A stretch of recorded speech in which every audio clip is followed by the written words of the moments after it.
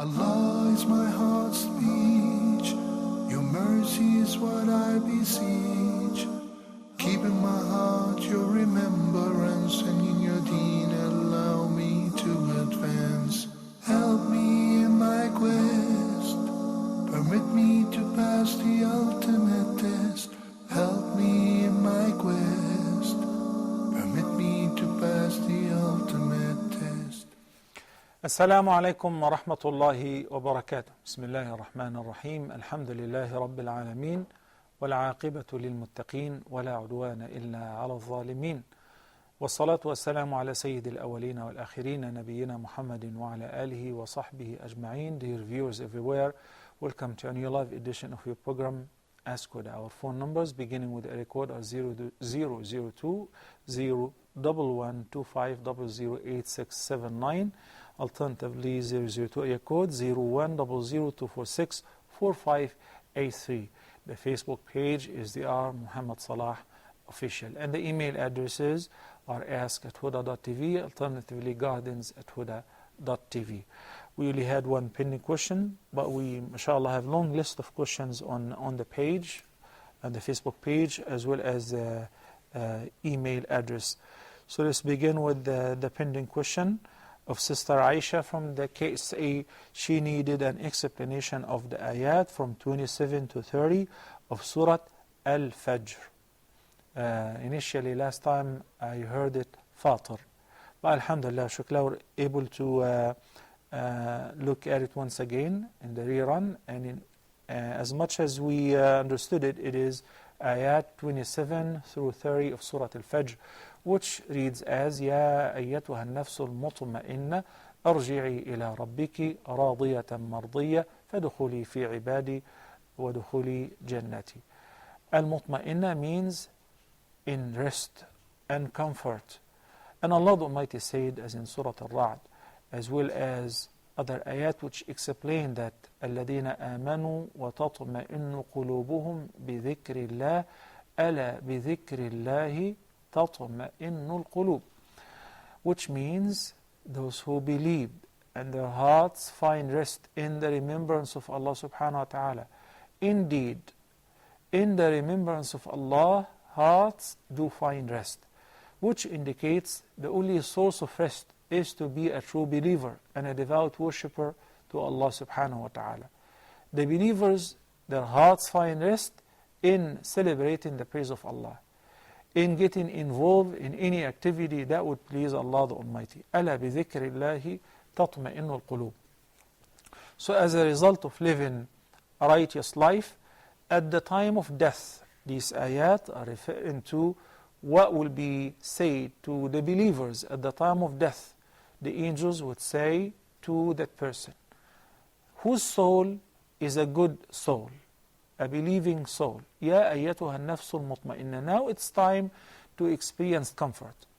You did find comfort in the remembrance of Allah the Almighty, in being a devout worshipper in the life of this world, and the eternal comfort soon will begin. يا أيتها النفس المطمئنة ارجعي إلى ربك راضية مرضية. Return to your Lord, well pleased and well pleasing. راضية, being pleased with what Allah the Almighty have chosen for you, have prepared for you as a reward. And مرضية, راضية, pleased with what Allah has given you. مرضية, and well pleasing to Allah the Almighty. فادخلي في عبادي. So enter into my garden amongst my servants, whom Allah the Almighty is pleased with. وادخلي جنتي. Enter with my servants to where? Into my gardens. يا أيتها النفس المطمئنة ارجعي إلى ربك راضية مرضية فادخلي في عبادي وادخلي جنتي. The Quran addressed three types of souls. One of them is in Surah Al-Fajr, ayah number 27, يا أيتها النفس المطمئنة.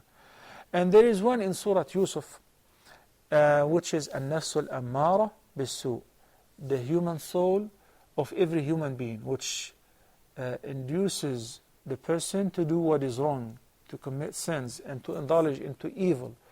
أمارة بالسوء. Allah the Almighty says that Imra'atul Aziz, the first lady, said when she came to admit her sins, وَمَا أُبَرِّئُ نَفْسِي إِنَّ النَّفْسَ لَأَمَّارَةٌ بِالسُّوءِ. Indeed, oneself is inclining into evil. إِلَّا مَا رَحِمَ رَبِّي إِنَّ رَبِّي غَفُورٌ رَحِيمٌ.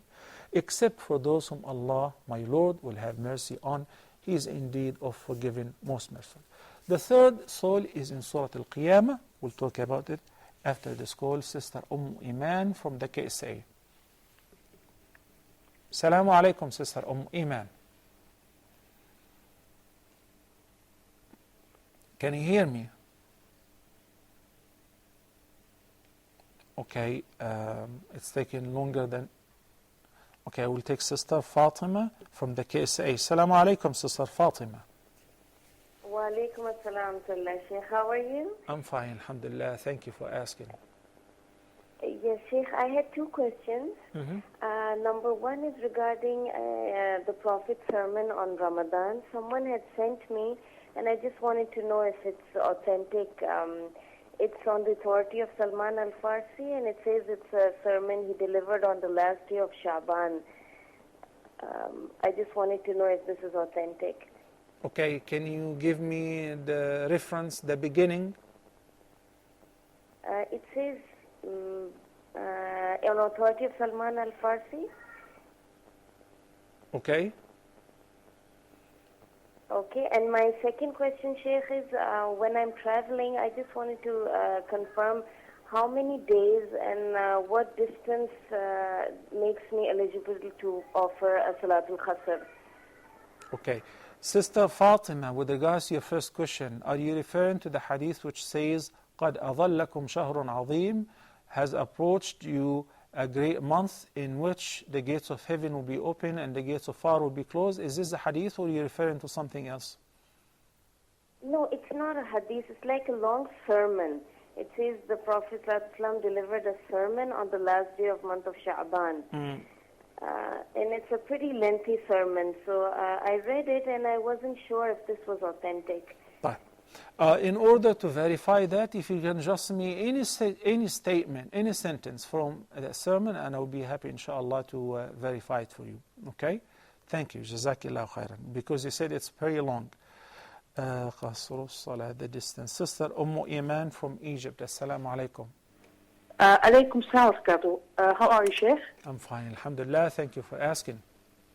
First of all, I hope that Allah keep you and all the team safe, because I heard or read that one of the presenters from Huda tonight has been attacked, and I hope that he is better now. That is the sixth case so far for people who are working for this blessed channel have been attacked soon after we leave the media city. I myself have been attacked by 4 thugs, and many of our presenters, many people have been robbed. Our presenter on Huda tonight have been robbed. And alhamdulillah, he managed to save his life. Hardly he saved his life. Allah subhanahu wa ta'ala saved him. So thank you so much. I don't know where they get the informations, but thank you so much for having this good feeling and praying for us. I have 2 questions. Now. First, about Salat al-Duha. I know that there is a certain time after Shuruk and before the Salat al-Zuhr. A local sheikh told my husband that in Friday you can make it until even the time of Salat al-Jum'ah, that when the sheikh is starting with Salam Alaikum. This is completely new for me, so maybe you could explain about it, if that's the case, or if Salat al-Duha is every day the same time. Okay. And the second question about Salat al-Witr, if somebody is late with the witr after and he wakes up too late, it's already Fajr time. If you want to make it up, should it be 1 rak'ah or 2 rak'ah? Okay, thank you. Sister Iman, thank you for questions and for your good feeling. With regards to Sister Fatma's question, shortening the prayer, if you decide to stay more than 4 days, let's consider residency, even to the place that you're visiting, if you're staying in the hotel room or if you're staying with somebody. But as long as it is 4 days or less, you are a musafir, or a musta'fira, actually for feminine, and you're eligible to shorten your prayer. And according to the more right view, you're eligible also to combine Dhuhr and Asr together at the time of other one, and Maghrib and Isha together at the time of other one, along with shortening the prayer. Sister Iman, Salatul Duha is, as we mentioned repeatedly, about 15 minutes past sunrise and until 15 minutes before the Zawal, because this time is one of the 3 times which are disliked to offer any prayer during which any day, any prayer which is nafilah, it is not required. And Salatul Duha is nafilah, is a voluntary prayer. Yeah, some say it is emphatic sunnah, some say it is non-emphatic sunnah, some say it is recommended, but it is under any circumstances, it's not a wajib though. And we discussed this before. Aisha radiallahu anha said that إن كان رسول الله صلى الله عليه وسلم لا يدع العمل وهو يحبه خشية أن يفرض عليه أو على أصحابه, which means that the Prophet صلى الله عليه وسلم would give up on doing some good deeds because he was afraid that his companions will perceive it as wajib, mandatory. Then she gave an example. She said, وَمَا رَأَيْتُ رَسُولَ اللَّهِ صَلَّى اللَّهُ عَلَيْهِ وسلم يُسَبِّحُ سُبْحَةَ الضُّحَى. And I have never seen him praying the duha prayer. In Arabic, you can call any item by any part of it. So as-salah consists of standing, ruku' and sujood. And it also involves tasbih and tilawat. So you say sajda for the whole prayer, or rak'ah for the whole prayer, or tasbihah or subha. So she said, I haven't seen the Prophet ﷺ offering Salat al-Duha, which indicates that he used to pray it outside and irregularly, not to consider it a wajib, or so that his companions would not consider it a must or a wajib. So, these times which are disliked to offer any unnecessary prayer, any prayer which is voluntary, from Fajr prayer until past sunrise, 15 minutes past sunrise. Then from Asr, after you finish your Asr prayer, until sunset. And the third time, which many people are unaware of, is about 15 minutes before the sun moves away from its meridian. 15 minutes before the adhan of Dhuhr. That applies also to Jumu'ah or any other day. Okay. Assalamu alaikum wa rahmatullahi wa barakatuh. Sister Shada from KSA. Wa alaikum assalam wa rahmatullahi wa barakatuh. Because of this pregnancy symptoms, I can hear you, Sister Shada. Pardon me. Sister Shada. Now you can hear? Do me a favor, raise your voice a little bit, please. Okay, can you hear now? Naam. Okay, Sheikh. Because of pregnancy, I feel always tired, vomiting like that. So whenever I open my mouth, I always like vomiting. So in prayer, I am unable to recite by opening my mouth. So if I recite without opening my mouth, is the prayer will be invalid, or can I do like that? I got your question, Sister Shada, but this is kind of weird. May Allah give you shifa. You don't open your mouth, period. Once you open your mouth, you induce vomiting? Yeah, I feel always spitting. Even inside my salah, I always like spitting. So my mouth will be full with saliva. So I cannot, if I recite Fatiha, I cannot recite more surahs or anything. No, Sister Shada, there is a difference between tendency to vomit and saliva and spitting. As a matter of fact, the kids during Ramadan, because they don't understand the concept of saliva, they think that it would invalidate their fasting. So they keep spitting. And saliva would keep accumulating in their mouth. And they keep spitting. You'll get dehydrated. Do not spit. Saliva in your mouth, swallow it. Even if you're fasting, no problem. Why do you have to spit it? So if you're talking about the saliva... No, go ahead. No, I cannot... if inside my saliva I am spitting 3 or more than 5-10 times in between 10 seconds, or 1 minute I am afraid I lost everything inside my salah. So I feel like my ibadas are going very bad. So I feel very Sister much sad. Shada, again, I'm asking you not to spit. Saliva, swallow it. You don't have to spit it. Those, it's actually one of the symptoms of obsessive compulsive disorder, or waswasa, where people, this is pertaining to fasting, okay? And now this is new to me, it happens in the salah, that you need to spit all the time. Spitting, if you have like sputum, or if you sneeze and you have something that mucus that you want to take it out, but saliva, regular saliva, why do you have to spit it or keep spitting? And by the way, the movement in the prayer, which happens out of your control because you need to, like somebody is having cold, flu, holding the tissues, sneezing, coughing, blowing your nose, you do that 5 times, 10 times, as many times as it takes, it's valid. It will not invalidate the prayer because you have to. So I know that you may be following a Hanafi madhab, and we studied when we were young that more than 3 moves in the prayer would invalidate the prayer, which is not true. If you have to do anything, do it, and the prayer is valid. Because you're not fudging your watch or playing with your ring or your jewelry, you're doing something necessary, sneezing or coughing. But with regards to the saliva issue, that's different than the tendency to vomit. Okay?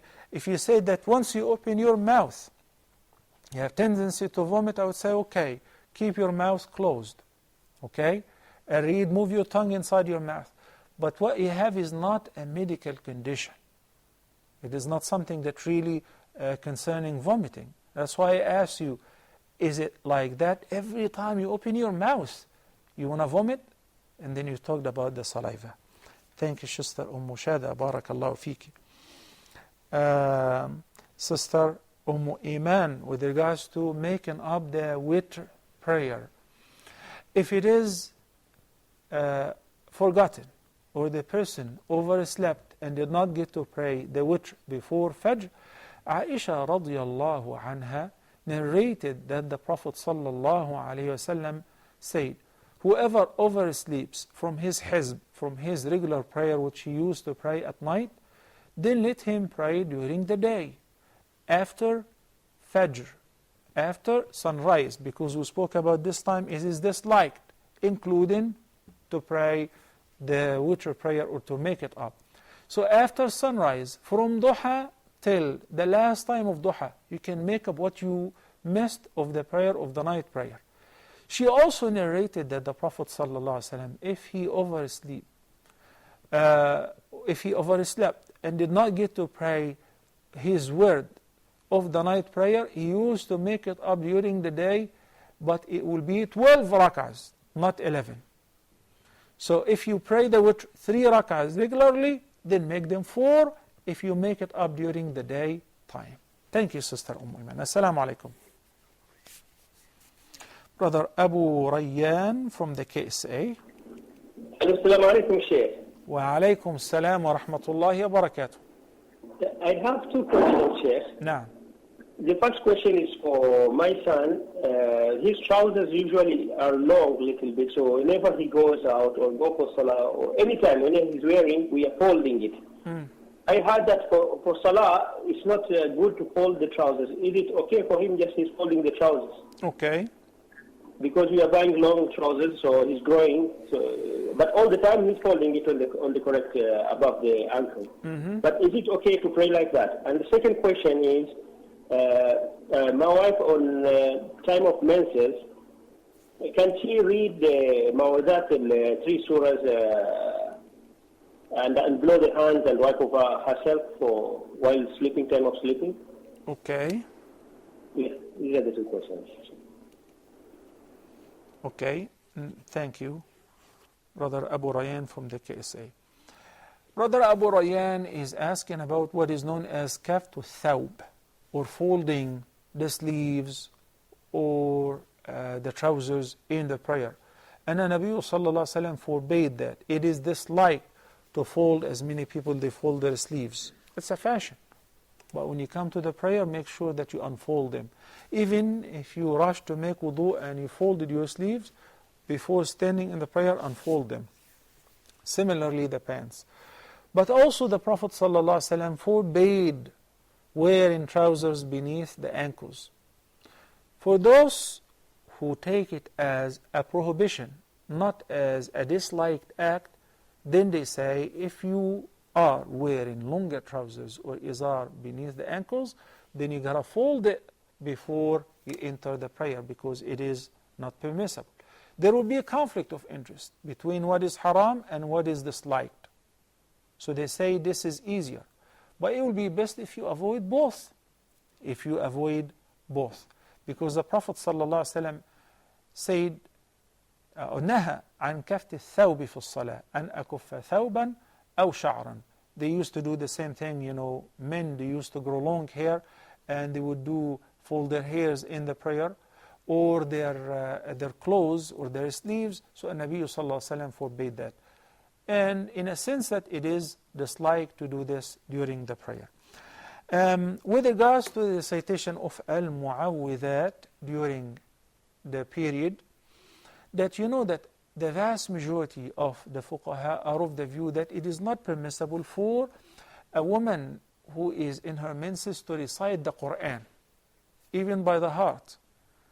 There is a view which says it is permissible, but the vast majority, according to several references, they said it is not permissible, except if she is in need to do it, such as a girl who is memorizing or revising, or a teacher, a Quranic teacher. So in this case, they said it is permissible. There is indeed an alternative, other mu'awwidhat of the hadith, such as أعوذ بكلمات الله التامات من شر ما خلق, and the adhkar before going to sleep, which if you go with the view of the vast majority, you can resort to the alternative supplications instead. Assalamu alaikum wa rahmatullahi wa barakatuh. Sister Saifullah from the KSA. Assalamu alaikum wa rahmatullahi wa barakatuh. Wa alaikum salam wa rahmatullahi wa barakatuh. Sheikh, I have two questions. Yes, please. One is that is our Islamic calendar not same throughout the world, Sheikh? Yani, if it is the first of Ramadan in KSA, after 2 days or after another 1 day you have it the first of Ramadan in India, and then this problem comes at Laylatul Qadr and 9th of Arafah and 10th of Arafah. So is it not that it is throughout the world the calendar is the same? Okay. And the second question is regarding mobiles, Sheikh. Can we use the mobiles of our husband whose the bill company pays, for our personal use? Can we use that? Is it permissible? Okay. Thank you, Sheikh. You're most welcome. Bismillahir Rahmanir Rahim. With regards to the calendar, the Islamic calendar, it should be perceived as an approximate dates, some guidelines, but in fact to determine Laylatul Qadr, the beginning of Ramadan, the beginning of Shawwal, the Eid days, in advance, a year in advance, a month in advance, that is not permissible. And we do have a very solid reference in this regard. It cannot be challenged. The Prophet ﷺ said, صُومُوا لِرُؤْيَتِهِ وَأَفْطِرُوا لِرُؤْيَتِهِ. Begin fasting upon sighting the moon. When you see it, then you begin fasting. Tomorrow is fasting. Why? Because some of us were able to see the crescent tonight. So tonight was the last night of, or today was the last day of Sha'ban, then tomorrow is Ramadan. وَأَفْطِرُوا لِرُؤْيَتِهِ. Likewise, and that applies to Hajj and to every month. So this is with regards to the determination of the beginning of the Islamic months, the lunar months. What if the Islamic calendar, which is calculated approximately, coincide the sighting of the moon? Wonderful, win-win situation, everybody is happy. What if it says tomorrow is Ramadan, but in reality it was not? Or what if it says Ramadan in 2 days and several people were able to see the crescent? Oh, those who will break their fast even though they have seen the crescent, because they will go with the calendar, they have got involved in a major sin. They broke their fast in one day of Ramadan. They skipped fasting during Ramadan deliberately. If they fast for the rest of their lives, they will not be able to make up that day. What we need to agree to is we can benefit of the advanced science, technology. We can seek the help of NASA and this and that to get an approximate idea of it could be on that calendar, coinciding in the Christian calendar. No problem. But when it comes to determining whether tomorrow is Ramadan or not, we have the Islamic system which you must abide with. I will talk to you inshallah about Laylatul Qadr issue in a little bit. Assalamu alaikum wa rahmatullahi wa barakatuh. Sister Shada from the KSA. Assalamu alaikum. Okay, please try again. Now, as far as Laylatul Qadr, we know that the Prophet sallallahu alaihi wasallam was told about it, then Allah made him forget it, which is for the good. Why? Because you know that even though we don't have 100% confirmation that it is on the 27th or the 23rd, but there are many people who do not do anything the whole year round, and they only come to celebrate that night, and they attend a couple hours prayer and so on, because they say this is Laylatul Qadr. So imagine if it is really confirmed that Laylatul Qadr is on that particular night. I bet you masajid will be empty and people will be very negligent, and they will just show up on that night to sign in, and that's it. Better than 1,000 months. So it is one of the last 10 nights of Ramadan. When people say we began a day earlier or a day later, what is solution? People in Mecca are fasting before us or after us. Solution is, it is in the last 10 nights of Ramadan. Take the whole 10 nights in worship. And Aisha said that the Prophet ﷺ used to, whenever the last 10 nights of Ramadan would begin, fasten his waist belt, awaken his family, and stay all night long in worship. Assalamu alaikum. Sister Finra from the KSA. Wa alaikum assalam wa rahmatullah, Shaykh. How are you, sister? I'm fine, alhamdulillah. Go ahead. Shaykh, I have a question regarding the hadith in which the Prophet ﷺ said that helping someone is better than a month's itikaf in his masjid. No. So I was wondering if giving someone tuitions in their school academics also counts, and what if we take money for that? Okay. And if we don't want to take money, what if the other party insists on giving us money? Okay. Will we still get the same reward? Okay. Thank you, Sister Fiona from the KSA. Assalamu alaikum. Brother Abu Safwan from Kuwait. Hello, Assalamu Shaykh. How are you? Wa alaikum salam wa rahmatullahi wa barakatuh. How are you, brother? Alhamdulillah, friend. May Allah give you jazakallah for all these efforts. May Allah protect all you guys and the Huda, all your teams, inshallah. Ameen. So I have two questions, Sheikh. One is regarding combining prayers during rain. In the past, when there was no communication means and because of remoteness, it is understood. But in the recent time, when people go to seaside for picnic during rain, is it justified to shorten the prayer while the mosque is adjacent to their door? This is my first question. And the second is, I have many decoration pieces from different countries, including Disneyland, SeaWorld, etc. Obviously, they have decorated with fish, lions, etc. So obviously, I can't use them. I can't keep them in house. So is it permissible if I sell them? These are the two questions. Jazakallah khair. Wa jazakum. Thank you, brother Abu Safwan from Kuwait. Just the second question of sister, brother, the sister who called from the KSA about the mobile phones. Now, the last call about the mobile phones of your husband, if it is a company phone, it undergoes al-urf, which is the customs. For instance, the company gives their employees a company car. Is it for their personal use, for family use, or only for work use, okay, then the company phone, is it like it has a fixed rate or a plan that anyway you have unlimited nights and weekends and you have this and this and that? So if you use it within the same range and the company doesn't mind, it is 100% permissible.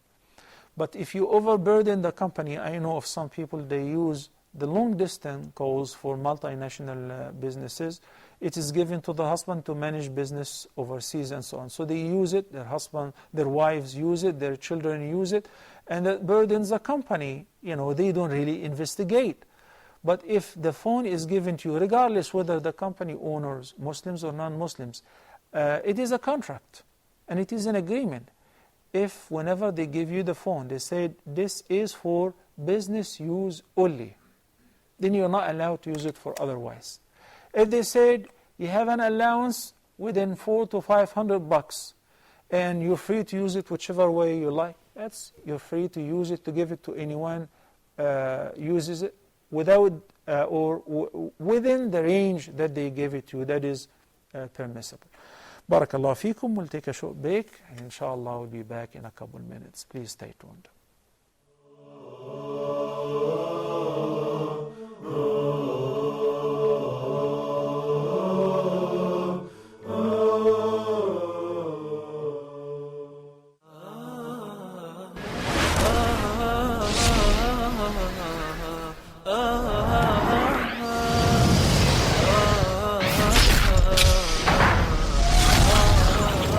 Imagine that the Anbiya, they were the most beloved to Allah subhanahu wa ta'ala, and they had the hardest time. He assumed that he had some kind of superiority and he was a better, more chosen, a better person because he had this wealth.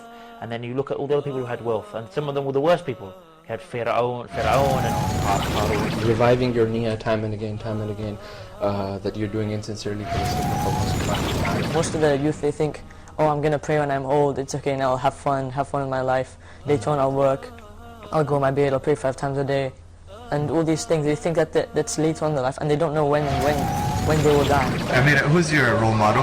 Khadija radiallahu anha. And why? Because she was Prophet Muhammad sallallahu alaihi wasallam's wife, and she was the first lady to believe in Islam.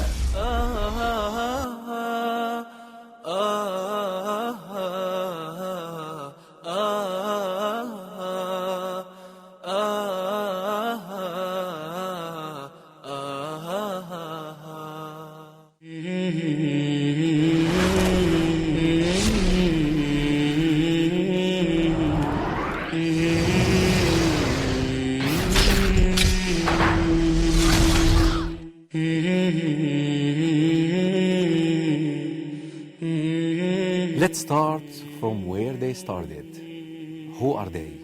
The companions of the Prophet ﷺ. When they started learning the religion of Islam, they started with the Aqidah, the belief system, faith. Brothers and sisters in Islam, dear viewers, the Prophet ﷺ spent 13 years in Mecca teaching that generation the belief system, the Aqidah. Aisha radiallahu anha confirms this by saying, the first things which were revealed from the Quran was matters of Aqidah. Who is Allah? Jannah, paradise and hell. Jundub ibn Abdullah al-Bajali, may Allah be pleased with him, said, we learned the belief system, we learned the Iman, we learned the Aqidah, then we learn the Quran. Brothers and sisters in Islam, nowadays, a lot of our cultural practices, a lot of our societal norms are against our belief system. And the reason why we're falling into this, because we did not start from where they started. Join me, Kareem Abu Zaid, twice a week on Huda TV screen with the new edition, Aqidah Matters. See you.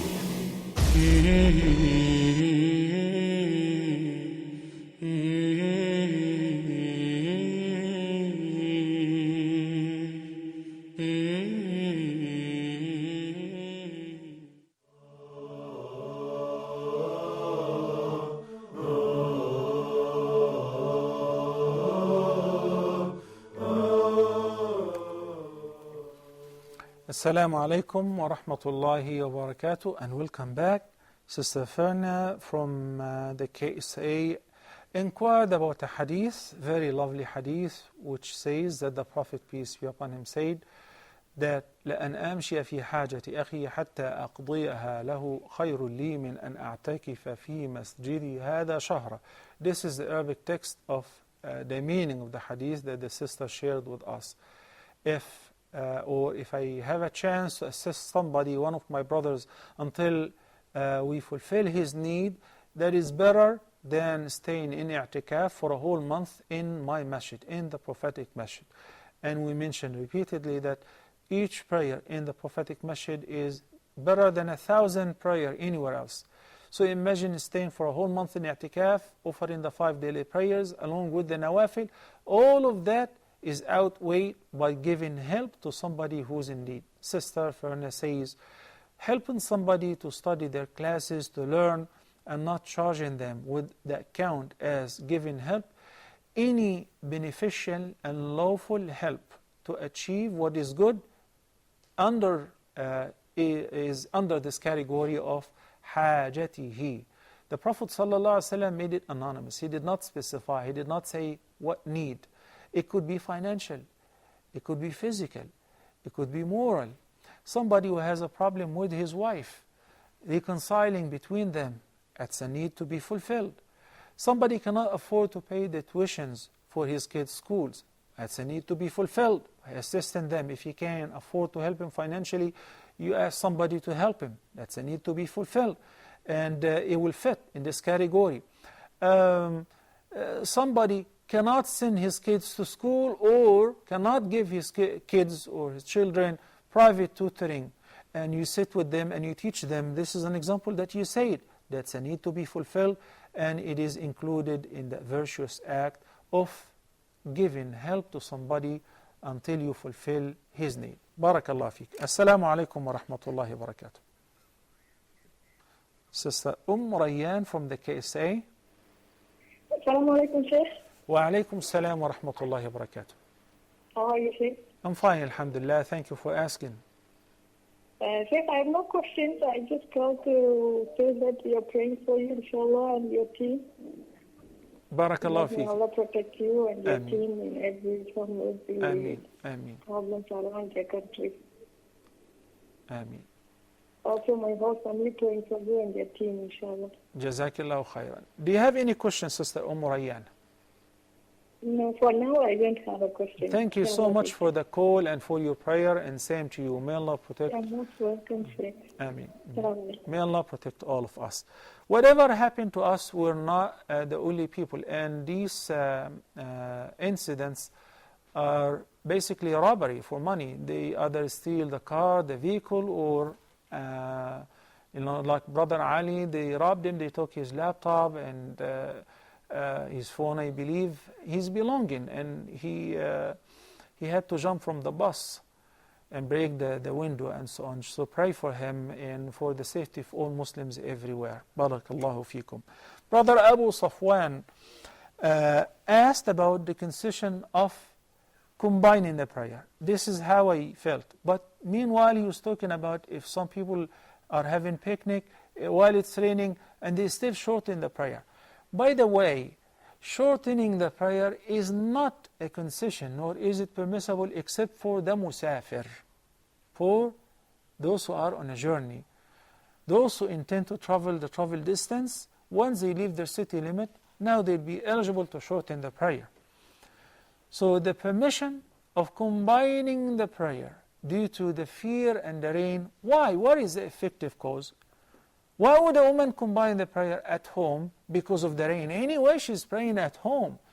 She's not affected by the rain. We're talking about men who must attend the prayer in the masjid. We prayed Maghrib and started raining and it's getting heavy in addition to darkness. So the Imam have an access to tell the followers, you guys, let's join Aisha along with Maghrib so that we don't have to come for Isha. It's going to be muddy. It's going to be dark. This is a concession, okay? Not to shorten the prayer. So when they combine the prayers, they will they will not shorten the prayer. They will not pray Isha 2 rak'ahs. Rather, they will pray Isha regular, 4 rak'ahs. But because of the heavy rain, because of the fear, there are other people who will be given this concession, such as people who are extremely sick, in pain, and it's hard for them to make wudu and attend the prayer, or they take medication and they fall asleep. This is all permissible to combine the prayer for them. Assalamu alaikum. Brother Muhammad from Yemen. Brother Muhammad, Assalamu alaikum. Assalamu alaikum, Dr. Salah. How are you? Wa alaikum assalam wa rahmatullahi wa barakatuh. Welcome to Ask Huda. I have two questions. Naam. One is regarding prayers in the flight. Suppose we are traveling by air and we want to offer our prayers in the flight. In Saudi Airlines, we have the facility to stand up and pray. We have prayed. But in other airlines, we cannot stand up. They don't allow us to stand. So is it permissible that we sit in our seats and pray? This is the first question. Because, standing is fard. Is fard. But in those situations, is it permissible that we sit and pray? This is the first question. Second question is regarding perfumes. Is it permissible to use perfumes which has alcohol? Those perfumes which has alcohol sprays. Is it permissible to use those kind of perfumes? Thank you. Salaam alaikum. Wa alaikum assalam wa rahmatullahi wa barakatuh. Thank you, Brother Muhammad from Yemen. Before that, the brothers brought to my attention that Sister Shada said in her question that she is pregnant. I missed that word entirely, and that's why I was talking about a tendency of vomiting. But of course it happens during pregnancy, and it is temporary, alhamdulillah. It is not something that is permanent. So pray as much as you can. And as far as the vomit or the introduction to vomiting which would come to your mouth and you spit it, you may do that and it would not invalidate your prayer, because vomiting would not invalidate the prayer it would not invalidate the wudu or ablution as well, according to the more right view. And there is a hadith in this regard. May Allah give you shifa and have safe pregnancy and delivery as well, Sister Shada. Brother Muhammad from Yemen, who asked about standing in the prayer. It's a must, as you say, that's right. Al-Qiyamu fil Fard is a must, it's a pillar. What about praying while airborne? Most flights do not allow that. Well, if you know, or if you tried and your request was refused, then pray in your seat. If you're afraid that you will not catch this prayer upon landing, because sometimes for short trips, that you can combine the prayers. You still have like 6-7 hours. If your flight is shorter than that, you can combine the prayer before or after. That's perfect. But if it is a long flight, and you know for sure that you're going to miss the flight, you're going to land after the time has exited, and you don't have a chance to pray but in the plane, and they won't allow you to stand up in or to face the Qibla, then pray in whichever condition you can. For instance, there are people who may stand up in their seat while standing before their seats, but stand and they make ruku', then when they make sujood, they sit down. And in the case of sujood, you just need to lower your head. If you're a tall person and your head would hit the roof, in this case, you don't have to stand at all. Just pray in your seat. فَاتَّقُوا اللَّهَ مَا اسْتَطَعْتُمْ. Allah said so in Surah At-Taghabun. Keep your duty to Allah as much as you can afford. Assalamu alaikum. Brother Samir from Sudan. I just want to ask one question. Is it allowed to pray with Imam from Masjid al-Haram through television? Okay, Samir, no, that is not permissible. In order to count as a jama'ah or a congregation, you have to pray behind the imam physically. Either you can see him or hear him physically in a sense that if you can see him like you are in a masjid where it has a huge crowd, at least you see the crowd which sees the imam. But praying behind the imam in the haram via the TV, that is not permissible. Barakallah feek, Brother Samir. um, assisting somebody, the sister who asked about the hadith, she just called and she had a follow-up. She said if she helps somebody for money, she gets paid. Well, in this case, that's a different story. You get paid and that's your reward. And you get paid lawfully. You'll be rewarded for your work and for earning lawfully. But the hadith is speaking about making an effort and taking some time and devoting yourself to help people, whether this help is a little or big, not for a compensation, of course. Barakallah fikum.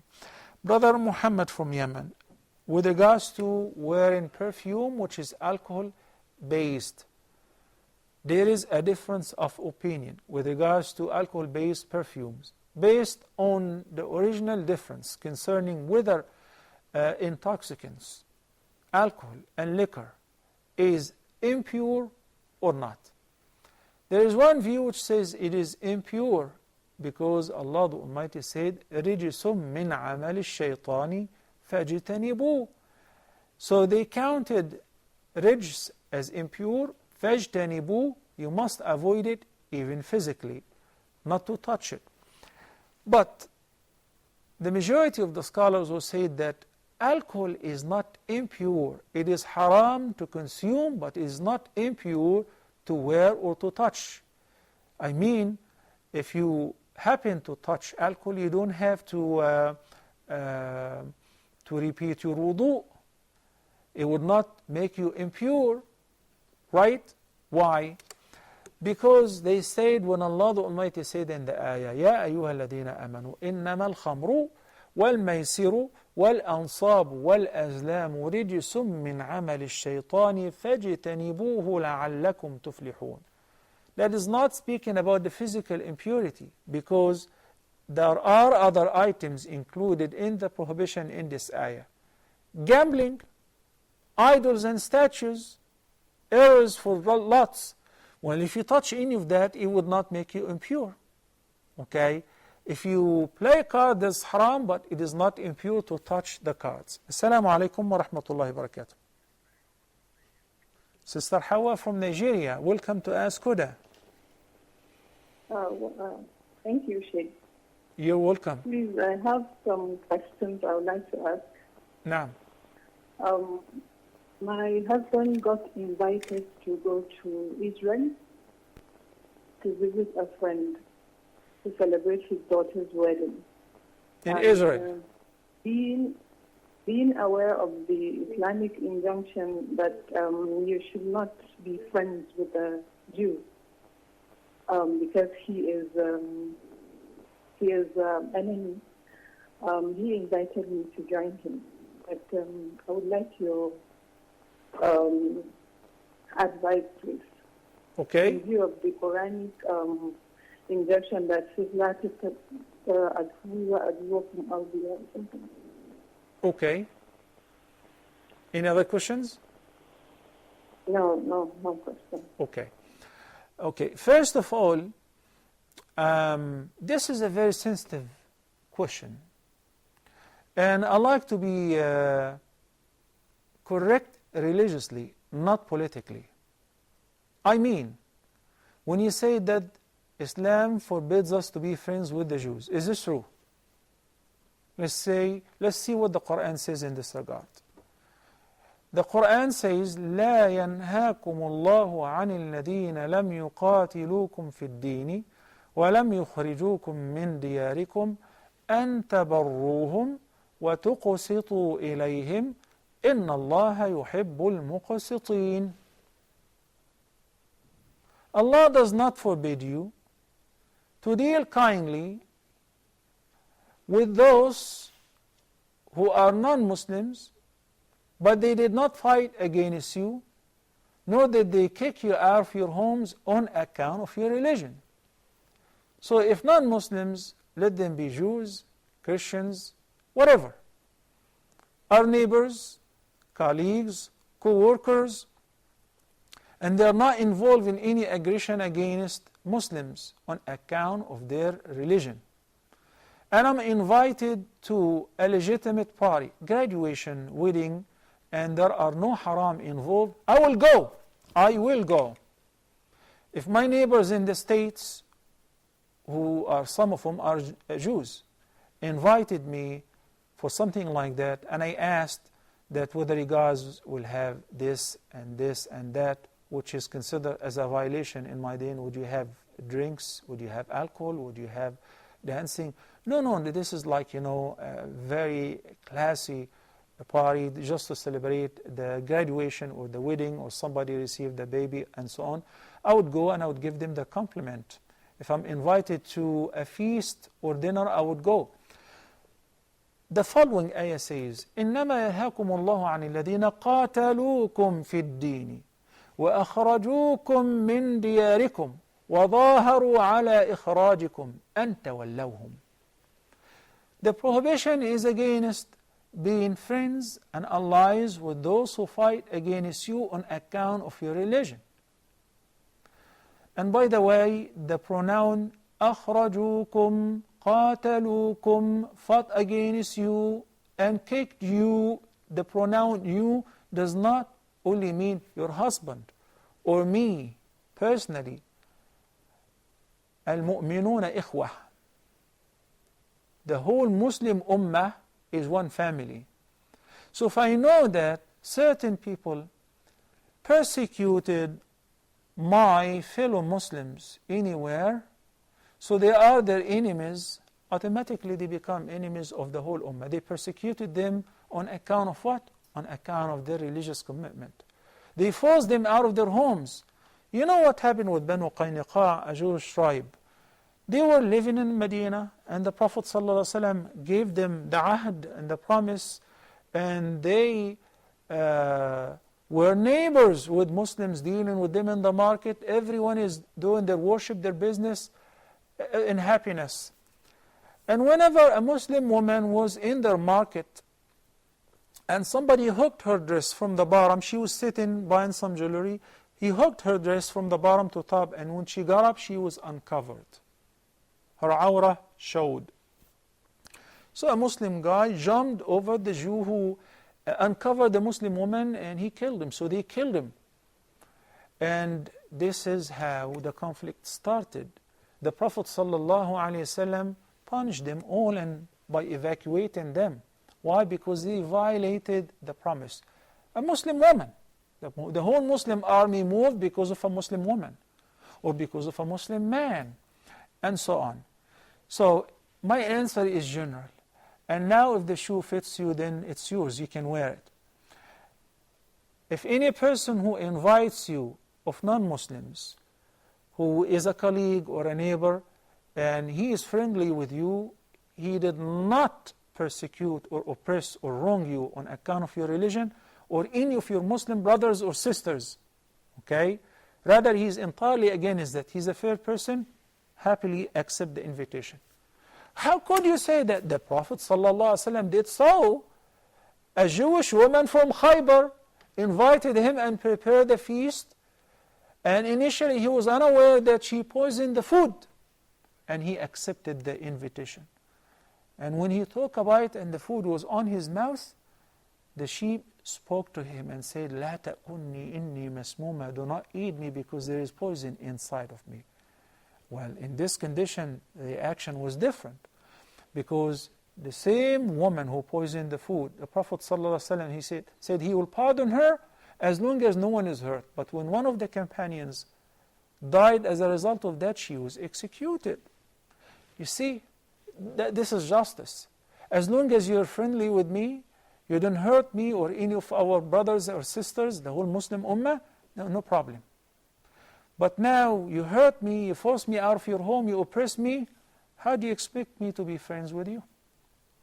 Okay? And we do not treat all the Jews or the Israelites or the Christians or the non-Muslims the same. We're talking about if this person is categorized as in opposition to Islam and hatred to Muslims, and he is antagonizing us because of our religion, then he's one of the enemies. But if he is conservative in his religion or liberal in his religion, it doesn't matter. and He respects you for whom you are, He does not assist others against you on account of your religion. لا ينهاكم الله عن الذين لم يقاتلوكم في الدين ولم يخرجوكم من دياركم أن تبروهم, to be kind and good to them, وتحسنوا إليهم. Al-Ihsan is something very great, but unfortunately we ran out of time. I won't be able to even explain it furthermore. I leave it right there. Wassalamu alaikum wa rahmatullahi wa barakatuh. Allah is my heart's speech, your mercy is what I beseech.